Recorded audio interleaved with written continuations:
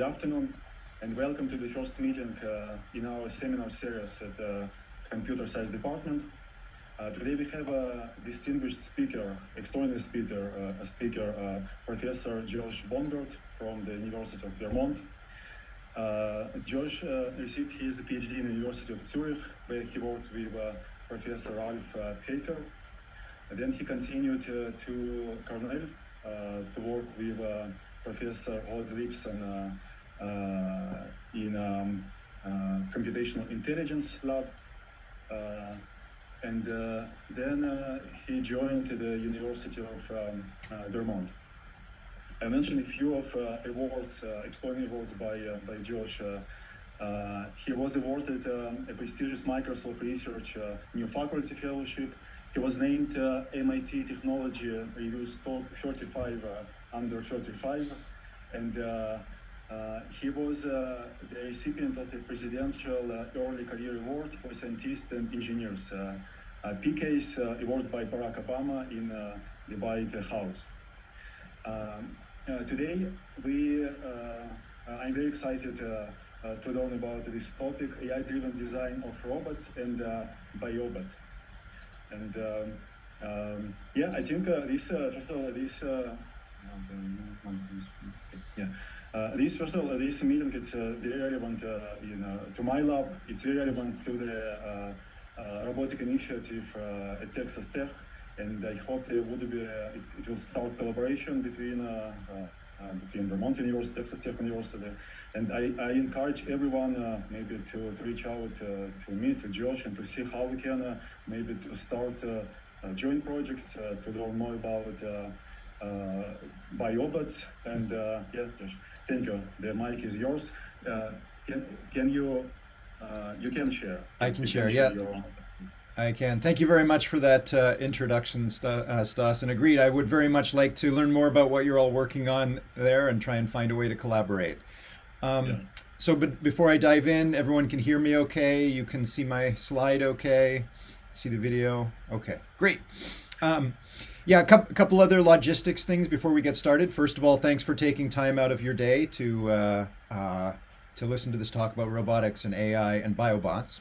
I can see the Zoom chat on my other monitor, so if you want to ask questions, feel free to just type something into chat, and be great to make this exchange as bidirectional as possible rather than me talking at you for the next hour or so. So please feel free to ask questions. I always say there's no such thing as a silly question, so please, if anything's not clear, by all means, ask away.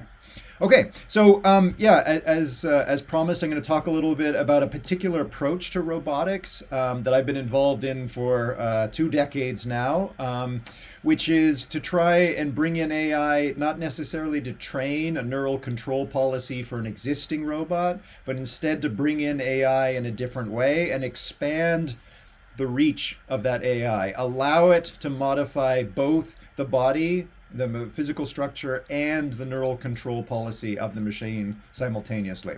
So before I talk about how we do that, I thought I would motivate it a little bit. You're all computer scientists, roboticists. We all know what one of the major challenges remains in robotics and autonomous vehicles and drones is edge cases. No matter how much training we throw at these things, there are always going to be edge cases, like in this case, an autonomous vehicle thinking that it's approaching traffic lights, which is kind of correct. And then, of course, there are adversarial attacks. We're deploying more and more autonomous devices and algorithms out there, and they still are vulnerable to adversarial attacks. I'm sure you all have your favorites. This is one of my favorites. This is one from a few years ago. Here's a deep learner doing exactly what it's supposed to do very well, and then it doesn't take much to bring in an adversarial attack in this case. That's AI. I'm going to focus on robotics in this talk. So with robotics, sometimes it's not a laughing matter. Here's another adversarial attack that convinced a couple of Teslas a few years back that the speed limit was not, in fact, 35 miles an hour. So I'm going to motivate the approach that my lab takes to robotics by thinking about this, adversarial attacks. How do we go about deploying autonomous machines, autonomous vehicles, autonomous robots, biobots out into the real world and minimize their vulnerability to adversarial attack? There are many, many, many approaches to trying to solve this problem. I want to just show you one of them. Let me start by making an observation, which is not just the way we go about creating AI technologies, but the way we've gone about creating technologies for a very long time, which is to sort of perfect a technology, like, for example, the automobile, and then manufacture very, very large numbers of identical copies of that machine. Right out on the road, there's a certain number of kinds of cars. There are a total of 3 operating systems, more or less, operating on the planet at the moment. We've got trained AI models that are being deployed, and there's a few of them out there, but there aren't that many. There are not unique instances of every type of technology. I want you to contrast this picture with, of course, how Mother Nature does it. So in nature, every single autonomous agent is unique in terms of morphology. The way its form is unique, and obviously its behavior is also unique. So every single instance every single organism in nature is morphologically unique and behaviorally unique. That is not the case with technologies, and there's obvious good reasons for this, good economic reasons. But if we're talking specifically about AI technologies, it's very, very dangerous to deploy a monoculture, because if somebody figures out, someone or something figures out how to bring down one instance of that monoculture, then by definition they all share the same Achilles heel, and it's very likely that that same adversary can bring down every single instance of that technology because they're all similar or identical. So I've adopted this approach to robotics for the last 20 years or so, which is this idea of evolutionary robotics, which, like biological evolution, has some pros and cons, but its main advantage I see is that evolutionary robotics is able to evolve a continuous stream of robots for us, where no 2 robots are morphologically identical or behaviorally identical. So just to give you a very simple sort of cartoon example of this, here's an example of an evolved swarm of robots. These robots are not very sophisticated. You can see each one is a 2D mass spring model. These are actuated springs. The springs are elongating when they're in red, and they're contracting when they're in blue. So you can sort of visualize the control policy a little bit here. You can see that, again, despite the simplicity of these machines and the small size of the swarm, there's only 3 of them. They are morphologically unique. They have unique physical structure. And you can tell by the different flashes of red and blue that they're also running unique control policies. So here's a heterogeneous swarm. No 2 members have the same form and function. And here's the alternative. Here's a monoculture. So here's an autonomous machine where every machine is morphologically identical, and they're all running exactly the same control policy. So 2 different swarms. You can imagine a 3rd swarm, which I'm not going to show you. In the 3rd swarm, imagine they're all morphologically identical, like you see here, but they're all behaviorally unique. They're all running unique control policies. 3 different types of swarms. Let's consider how these swarms behave after training. We've trained them, in this case, as you can guess, is to move along flat ground, and they're trying to maximize the distance they travel to the right. What happens when we deploy them and they come up against a unique situation? So NASA deploys these to a planetary body, and it happens to be that there's some caves wherever these rovers land, and it turns out, unbeknownst to us and unbeknownst to the rovers, there's something very interesting at the very back of this cave. In the case of a monoculture, it's likely that if any one of these machines fails to enter the cave, it's exactly the same for all of them. If one of them can't enter the cave, none of them can enter the cave. I see there's a question here from Tristan. Do the members of the swarm share knowledge? Data from Morphology 1 is shared with Morphology 2. You could assume some sort of communication between the swarm. Maybe one member learns something and communicates that to the others. In this very simple sort of cartoon case that I'm just using to motivate why you might want to evolve robot bodies and brains, assume just no communication. They're completely independent. NASA just drops these on the surface of an extraplanetary body and hopes that if there is something interesting to find, that at least one of the members of the swarm finds it. Doesn't matter whether all of them find it, just as long as one of them find it. In this cartoon example, which obviously I've cooked in my favor, you can see that in this case, all members of the swarm fail.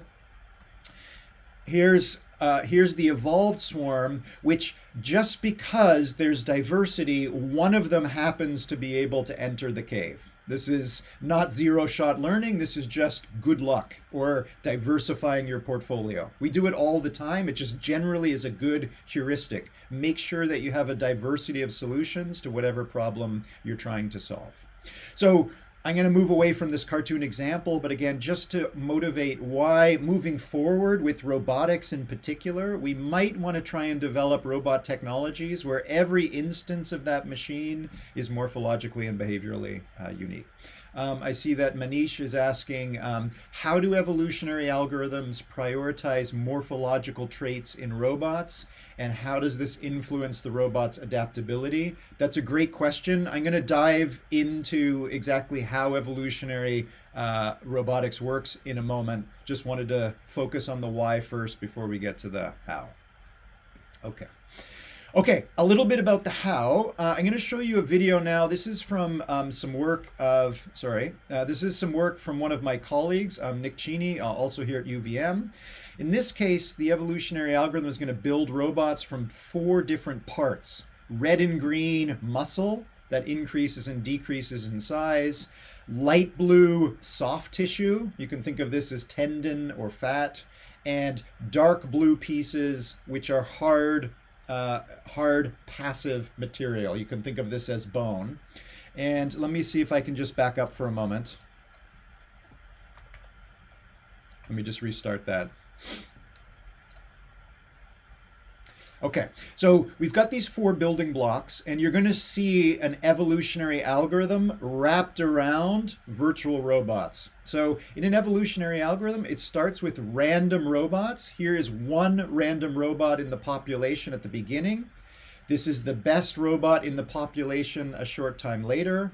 This is the best robot in the population a little bit later again, and so on. So what you're watching here is one robot taken from a population of evolving virtual robots, and you can see what's happening. The loss function here, the fitness function, is to maximize forward travel.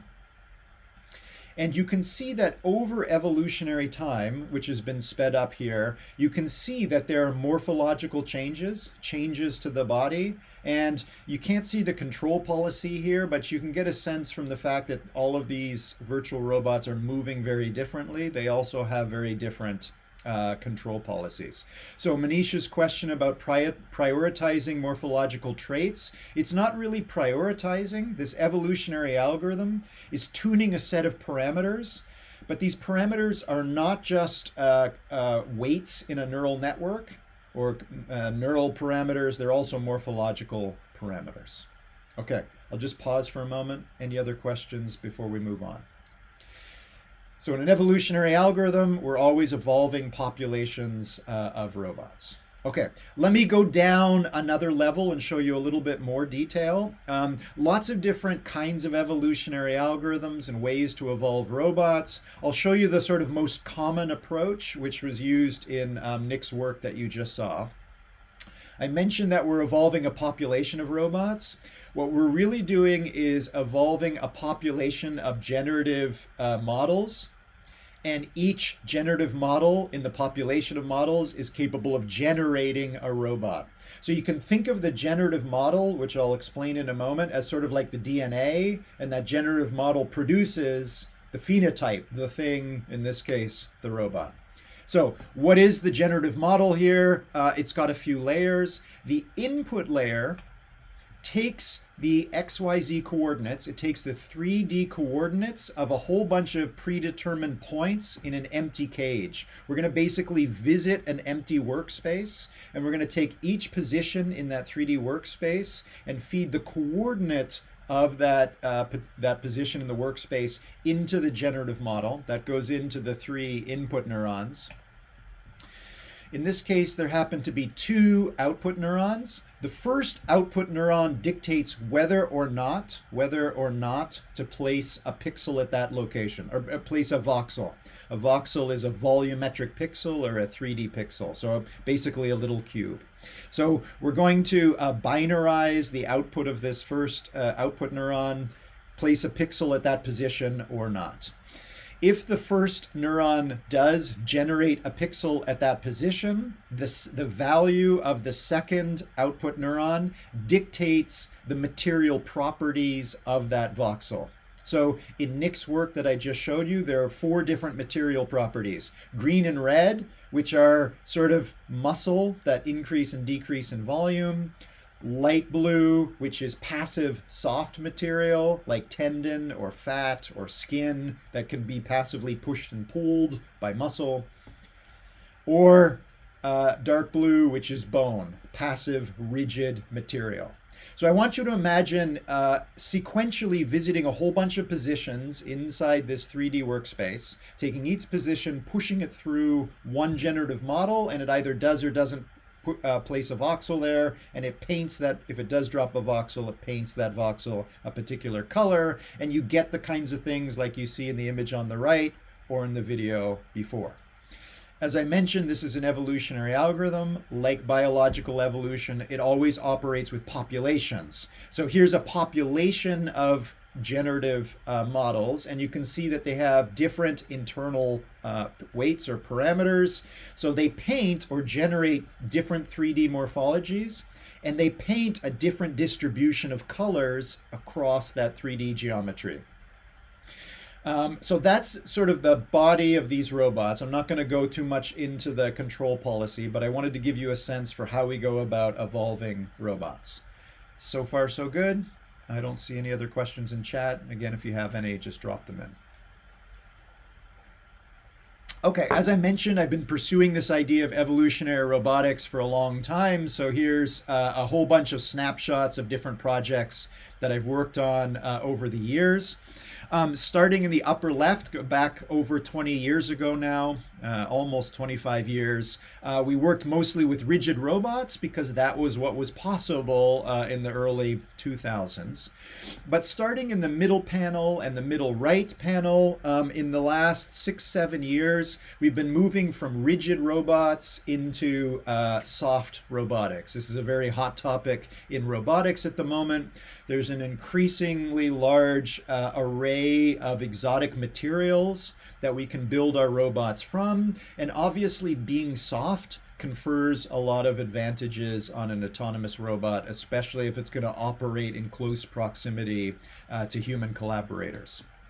So you can see this middle panel and middle right. I think I'm jumping a little bit. Are you all seeing my video smoothly or not? Yeah, it looks fine. Oh, it looks fine. Okay, it's on my side. That's good. Okay. Let me try that again. It's a bit choppy. Okay. Okay, so I'm going to talk a little bit about more about soft robotics for a moment. This is a different project. This is some work in collaboration with my mechanical engineering colleagues at Yale University on a soft robot. You can see a little bit about how this soft actuation works in this case. This is a soft pneumatic robot. You can see the cables there. We're pumping pressurized air into and then evacuating it from the robot. And you can see the simulation, the evolved simulation of this robot.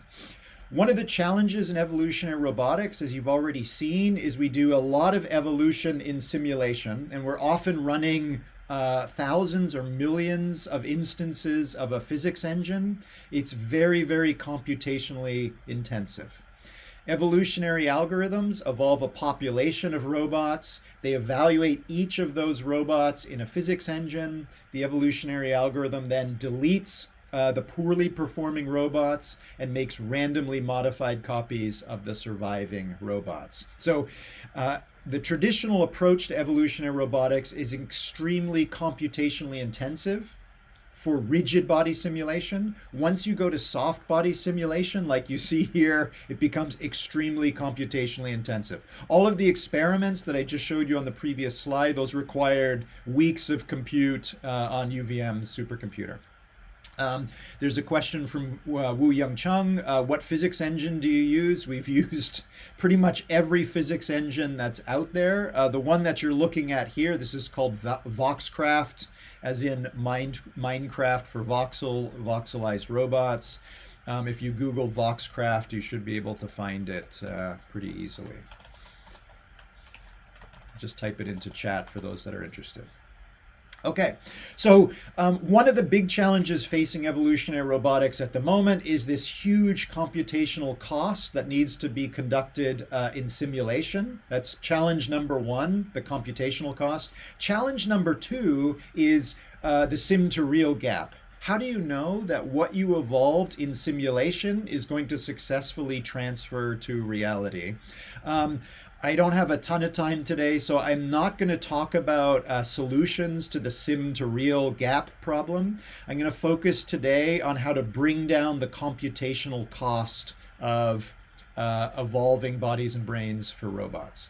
I see Tristan anticipated and asked a question about sim to real. Yeah, great question. We've published papers on this. We had a paper in Science 18 years ago now, 19 years ago, about a particular approach to sim to real.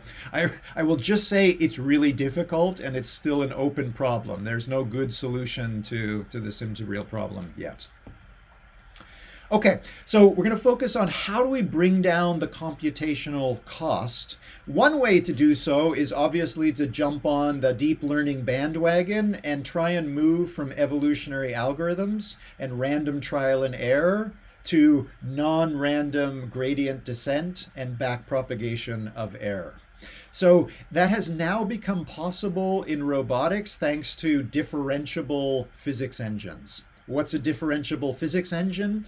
That means that any behavior, or almost any behavior that occurs in the physics engine, you can identify that behavior, compare it against some desired behavior, and calculate behavioral loss. How inefficiently is the robot in the differentiable physics engine doing at whatever you want it to do? Once you calculate that behavioral loss, a differentiable physics engine will, if set up correctly, automatically propagate that behavioral loss backward into the control policy of the robot and also its body. I'm going to show you kind of how this works. So let's imagine you build a Bratenberg vehicle in a differentiable physics engine. For those that haven't seen a Bratenberg vehicle before, it's kind of almost a hypothetical robot. This big rectangle is its body. Assume it has two photo sensors, front left and front right. It's got two wheels, back left, back right, and there are just two neural parameters in this robot. Left sensor is connected to the right wheel, and right sensor is connected to left wheel. If you turn on a flashlight, more light falls on the left sensor, which means the right wheel turns faster and will turn towards the light. Let's assume for today that you don't know what the two parameters should be for these two weights to cause the robot to turn towards the light source. Let's assume that you set those two neural parameters at random. If you set them at random, the robot is likely to trace something like the red trajectory here. It's unlikely to turn towards the light. So let's assume that the actual trajectory produced by this robot with a random policy is the red trajectory, and there is some desired trajectory that we have shown in black. If you take the difference between these two trajectories and boil it down to a single scalar, that's behavioral loss. The further apart the black and red trajectory, the larger is L. Okay, so at this point, we've assumed that we've run the differentiable physics engine forward, We've simulated some simulated robot. We've gotten this red behavior, and we want to now reduce behavioral loss. We want to reduce the difference between the desired trajectory in black and the actual trajectory in red. So in the differentiable physics engine, it starts to do this automatically for you by working backwards in the physics to the thing that caused the behavioral loss. So the first thing it comes upon is omega, which is the rotational velocity. We'll assume it's the rotational velocity of the wheels. So the differentiable physics engine will give you or compute on your behalf dl over d omega, which is how does behavioral loss change with angular velocity. You can take that gradient and just spin the wheel faster, spin the right wheel faster, so increase omega, and not surprisingly, that will decrease L. We know that automatically. But that doesn't really help us because we're assuming we're not directly controlling omega. We're not directly controlling the angular velocity of the wheel. What we've placed under, what we're trying to modulate or change are the two parameters of the two weights inside the robot. So we can then, if you know anything about backpropagation of error, we can make use of the chain rule. So the chain rule is shown on the right here. We know dl over d omega. We know how, if we change omega, if we change rotational velocity, we know how L will change. We also know or get back from the differentiable physics engine, we know how omega will change if we change theta, the weight of the synapse that connects to the wheel. If we increase theta, we know that omega will increase.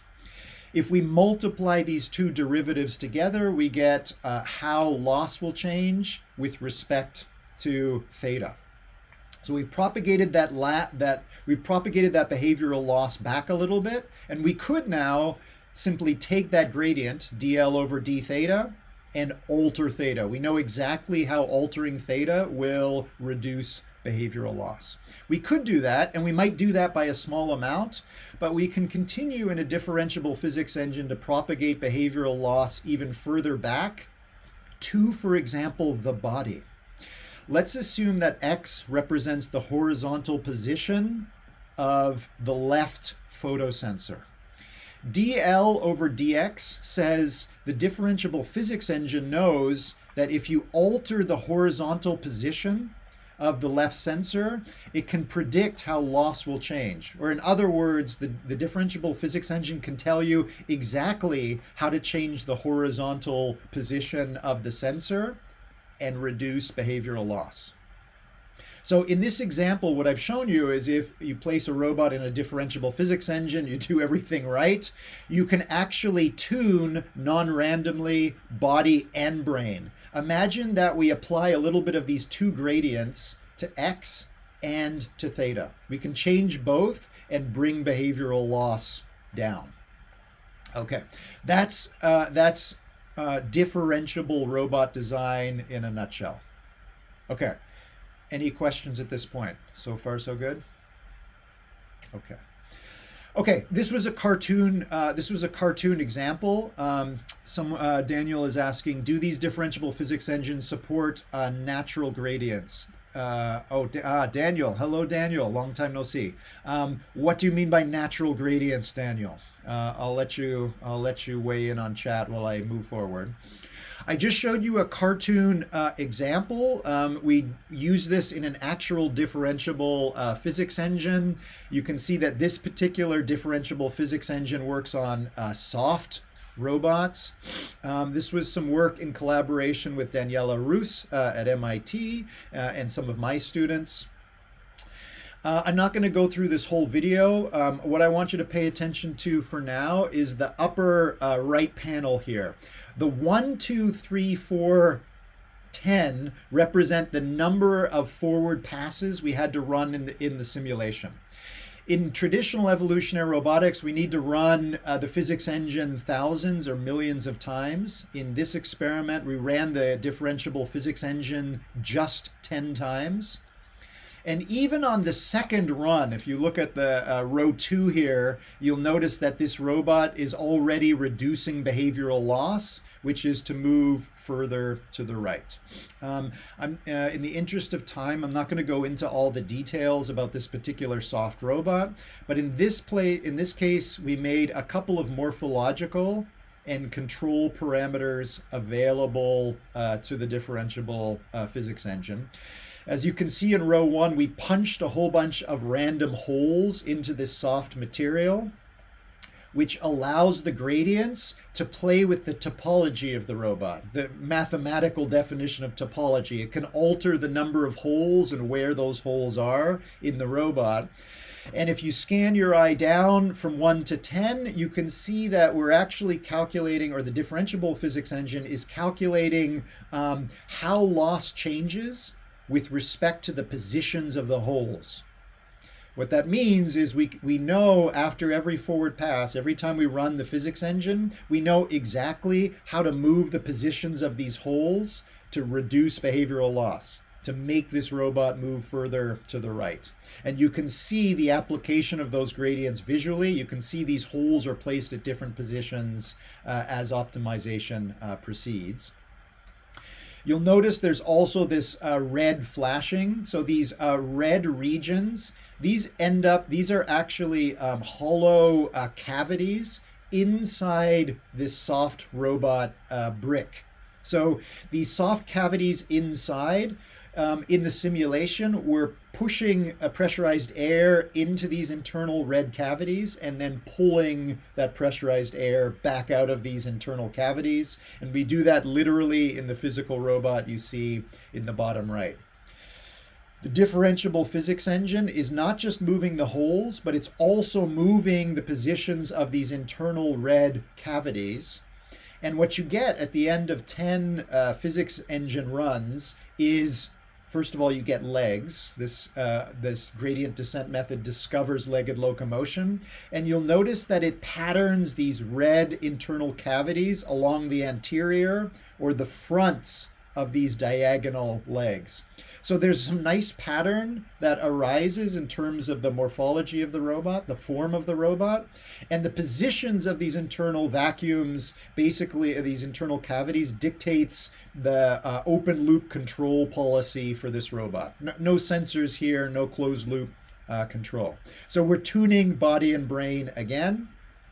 You'll notice the little stopwatch in the center of the screen. It turns out that you can run these 10 physics engines, you can run these 10 runs of the physics engine in 30 seconds on a laptop.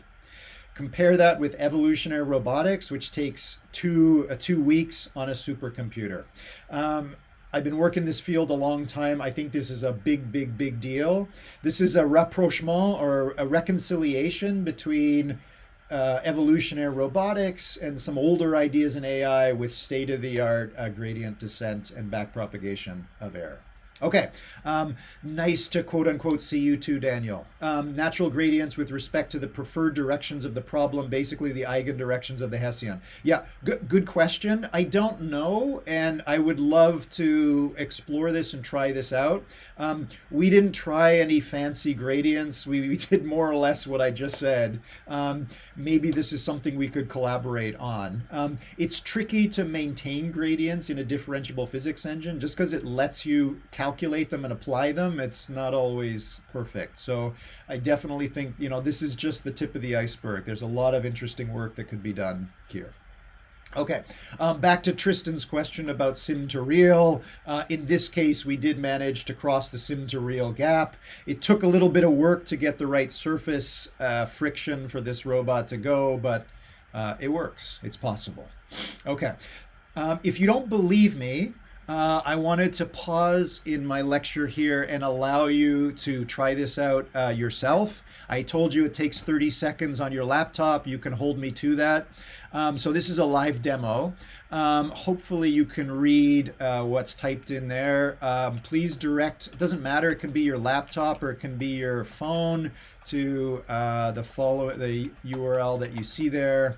There it is in chat, so you don't have to type it in. If you direct your browser to that URL, it will take you to It'll take you to a Google Colab page. If you've never run Colab before, on a phone, you'll see the 3 horizontal bars at top left. Click on the 3 bars, tap Runtime, and that'll open a subfolder, a sub menu, and tap Run All. Basically, you're just telling Google to run some of my code on your behalf on one of Google's data centers. So I kind of lied. This isn't quite on your phone. You'll see the results on your phone. It's running on a data center, but I promise you, it's not doing that much compute. It should start running, and after about a minute, you'll get a video. You'll get an MP4. Depending on your phone or your laptop, it'll automatically download into your gallery on your phone. And this MP4 is a before and after video. So what you should see after about a minute is in the top left, this is before optimization begins. You see sort of a random morphology, and well, you do see a random morphology and a random control policy. And then you see the results of gradient descent after about a minute. In my example here, if you look at the bottom robot, you'll notice that some of the springs have been bent or preloaded. So that's the effect of gradient descent on the body. The 3D geometry of the one in the bottom is slightly different from the one in the top. And you'll notice that the flashing of red and blue is a little bit different between the top and the bottom, and that's just, again, a visual reminder that there's been changes to the open loop control policy on this robot. Okay, I can see a few faces on Zoom. Hands up if anybody's received an MP4 yet. Or maybe you're still waiting. Okay, if you haven't gotten your MP4 yet, I'll blame it on Google. Anyways, if you do get a video back,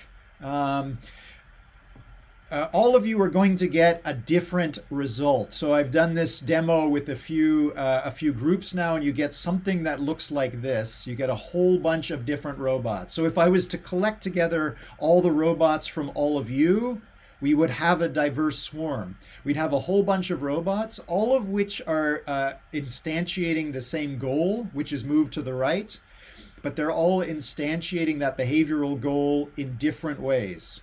They all have different or unique form and function. Okay, if you did get a video back, and if you're on social media, and yesterday and today is maybe not a great day to be on social media, but if you are, help spread the word. So please post your video wherever you're on social media. Please include the bit.ly link so others can make their own robots, and add the hashtag AI built bots. That will help me and you. If you're interested, you can then go looking for this hashtag tomorrow, and you can have a look at the swarm that we all just collectively created. Okay, I see some of you got a video. That's great. So one of the nice things about combining gradient descent and backpropagation of air with robotics is we can do it very quickly. We can literally do it online together. And as long as we are also automatically optimizing the morphology, we get this heterogeneous swarm for free. We get a heterogeneous swarm in which it's very, very difficult for an adversary or some unknown feature of an out-of-distribution environment to bring down the whole swarm. There's always the bigger the swarm is and the more diverse it is, the probability that at least one machine will continue operation in changed circumstances goes way, way up. Okay.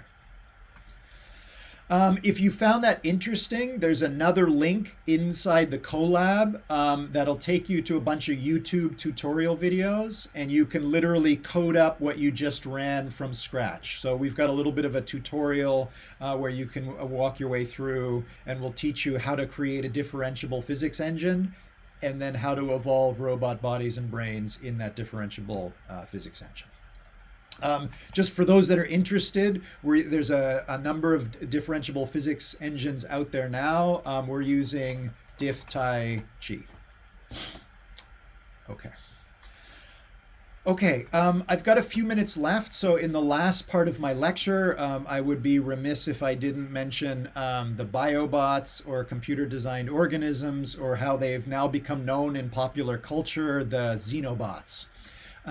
So the Xenobots arose out of a collaboration between my group and Mike Levin's group at Tufts University. Mike Levin, very accomplished biologist, and a member of his lab, Doug Blackiston, is a very accomplished microsurgeon. Doug can look down through the microscope and, for example, in the case of frog embryos, he can rearrange some of the tissues in a developing frog embryo. And it turns out that those ectopic surgeries, or those rearrangements of tissue, in many cases does not kill the embryo. That rearranged embryo grows into an adult that doesn't quite look like wild type frog and doesn't quite act like wild type frog, but survives and in some cases thrives. So Mike's lab and my lab received some joint funding back in 2018 to see if we could find something at the interface of biology and AI. When we started our funded collaboration, Mike's group took us through their ability to manually rearrange frog tissue, which led us to the following question, which is, can you take the human out of the loop? Can you teach an AI how to rearrange tissues in a wild type embryo to produce an adult organism that doesn't look like the wild type adult and doesn't behave like the wild type adult? So that was the question we had. If we can AI design robots, can we AI design or maybe AI modulate or AI modify organisms? And I wouldn't be talking about all this if the answer wasn't yes. So at that time, Doug Blackiston, our microsurgeon, told us that he could liberate 2 cell types from frog embryo: frog skin cells, which you're going to see represented in the physics engine in a moment as light blue cubes. Frog skin, like human skin, is passive and soft. It can be pushed and pulled by muscle. Doug told us he could also liberate frog heart muscle tissue, or bits of frog heart muscle tissue, which, like our heart muscle tissue, those cells spontaneously increase and decrease in volume, either synchronously or asynchronously. So you're going to see frog heart cells represented in the physics engine in a moment as little voxels, or little cubes that get bigger and smaller. When they're getting bigger, they turn green. When they're contracting, they're red. Okay, so here we go. Given that biological information, the fact that Doug said he could liberate skin and heart muscle and rearrange those bits, we treated them as 2 Lego bricks, and we described those Lego bricks to our physics engine. And by putting that biological knowledge into the physics engine, this sort of amplified physics engine becomes a biophysical model of how frog skin and frog heart interact.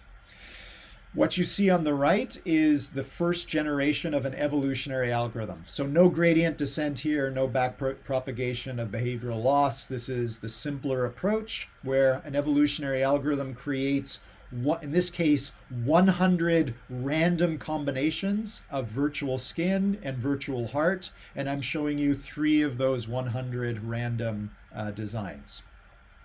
In this case, the fitness function was the same as pretty much everything I've shown you so far. How far can this thing travel to the right?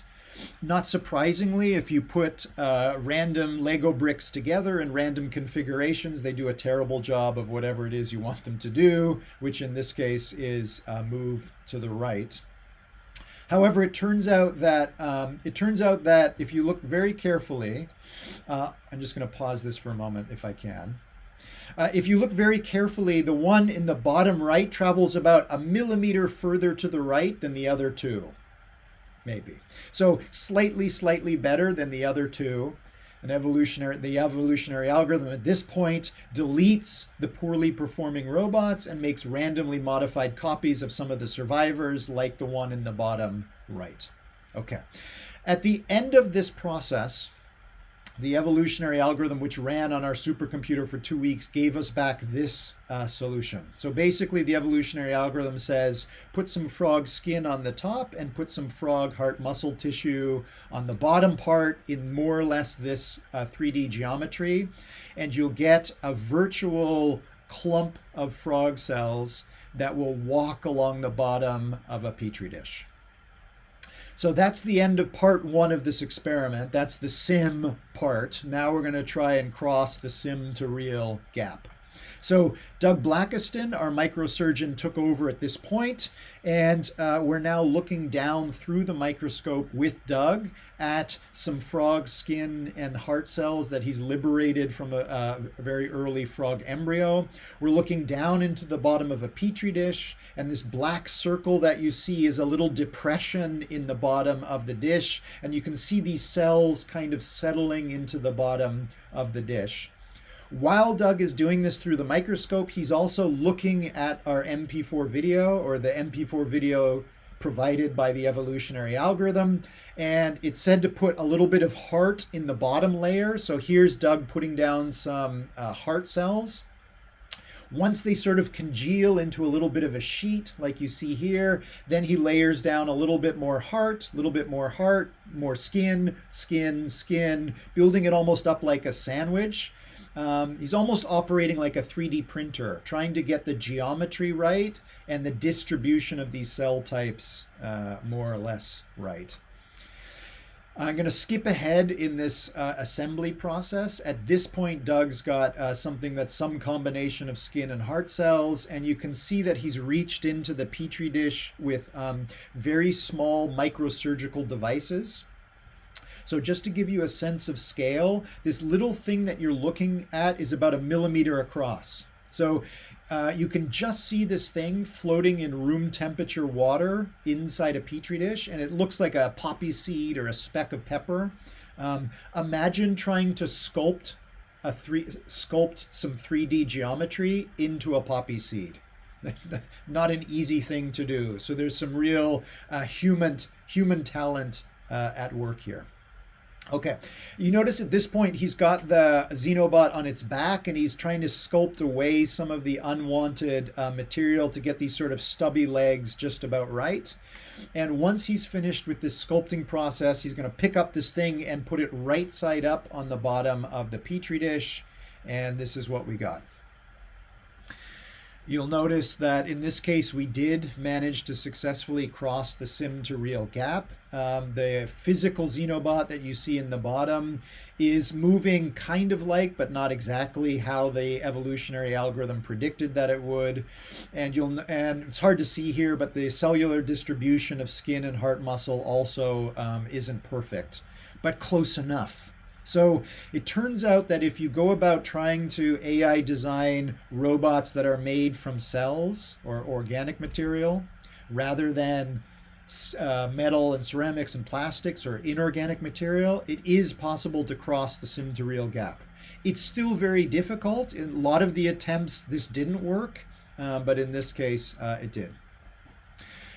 David asks, does this mean that evolutionary AI or evolutionary algorithms could possibly contribute to organoid intelligence research? This is an organoid. It's just a motile organoid. It's something that can move itself from point A to point B. So you can view this as an organoid. It's also genetically unmodified frog material. So it's also a frog, but not a frog. Again, very different from adult wild type frog. It's also an organoid, but not quite like maybe the organoids you've seen before. And as a roboticist, I've argued that you can also view this as a robot. This is an artificial construct that humans have devised, and we've devised it indirectly. We created AI and asked the AI to devise us this thing on our behalf. It just happens that this particular robot is built out of biological rather than inorganic components. Interesting, when Karl Čapek originally wrote his play called Rossum's Universal Robots, which is where the word robot came from, in Czechoslovakia 100 years ago, in his play, the robots are actually made from biological materials. So I would argue that Xenobots are almost more robots than the robots we kind of think of today. Okay, agreed, Tristan. We've been doing it all wrong, but there you go. So we're kind of returning to our robotics roots 103 years later. Okay. I know I'm short on time, so I just have one last thing I wanted to show you. We just talked about motile xenobots. The one I just showed you before walked along the bottom of a petri dish using heart muscle as kind of like mini pistons. This is a swimming xenobot. This xenobot is also made from frog cells, and the frog cells on the outer edge have very small hairs called cilia. You have these hairs as well in your nose, in your esophagus, and it sort of keeps dust and particulate matter from making its way into your lungs. Frogs have them as well to sort of get rid of pathogens or push pathogens off of their body. It turns out, we learned in the course of this project that if you put enough frog skin cells together, if the pile is big enough, the cells will all stick together, and the ones on the outside will grow these cilia, and in some cases, big piles of skin cells with no muscle tissue will start to swim because these cilia beat against the water to move. That led to an interesting idea which ended up working out, which is what happens if you put a xenobot like this in the petri dish and you also sprinkle individual frog skin cells into the dish. So you might be able to see it in this video. You can see there's also some small bits and pieces in the dish.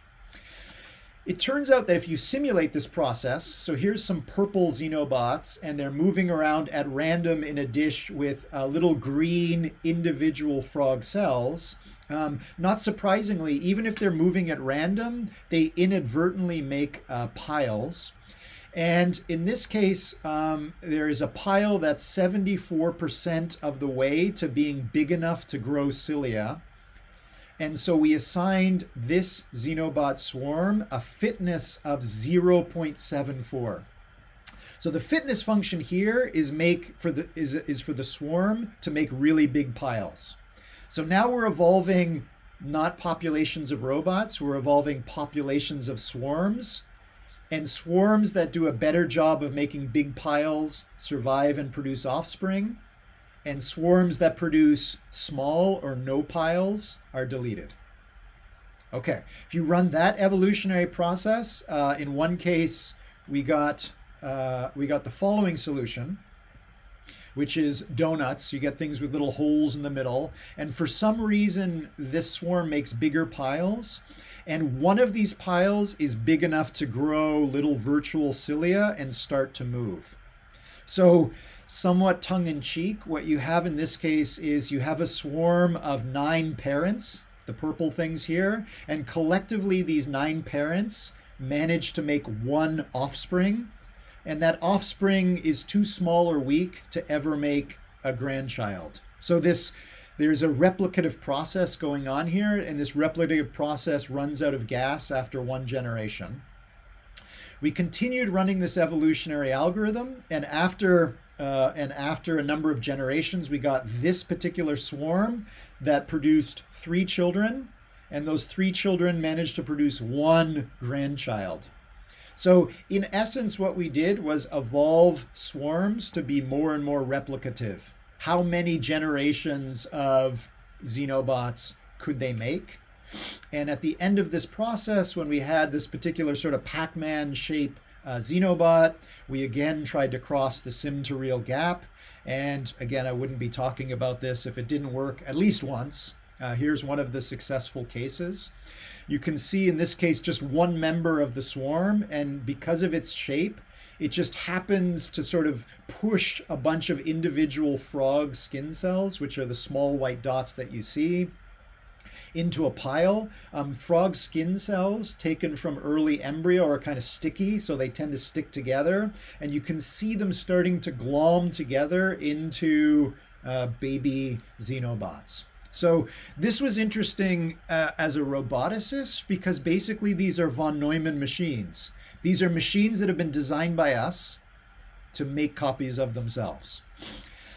Also interesting from a biological perspective because this is a form of replication. I won't say reproduction, but this is a way for living systems to propagate themselves into the future in a way that's very different from traditional reproduction. All animals and plants tend to grow copies of themselves and then bud off those copies into the world. No organism that we know of on the planet or has existed on the planet that we know of replicates in this way. So this fulfills sort of another dream of artificial life, which is a sort of a sister discipline to evolutionary robotics. And in artificial life, the goal has always been to explore life as it could be. And so here you go. Here's life as it can be. Again, this is all genetically unmodified frog cells. Very different from the traditional ways we've gone about modifying living materials. Okay, I'm out of time. I just want to stop by acknowledging the fact that obviously I did none of the work here. It was actually done by my lab members on the left here. In particular, I'd like to point out Sam Kriegman, my former PhD student, who did a lot of the soft robotics and xenobots work. David Matthews, who was an undergrad intern in my lab at the time, did a lot of the work with the differentiable physics engine. Very cool work. My Yale colleagues, Rebecca, Corey, and Mark, who helped out on the soft robotics work. My biology colleagues, Doug and Mike at Tufts for the BioBots work, and Daniela and Andrew at MIT and Harvard, respectively, for the work on differentiable robot design. And thank you to the NSF, DARPA, and the University of Vermont for funding the work that you saw today.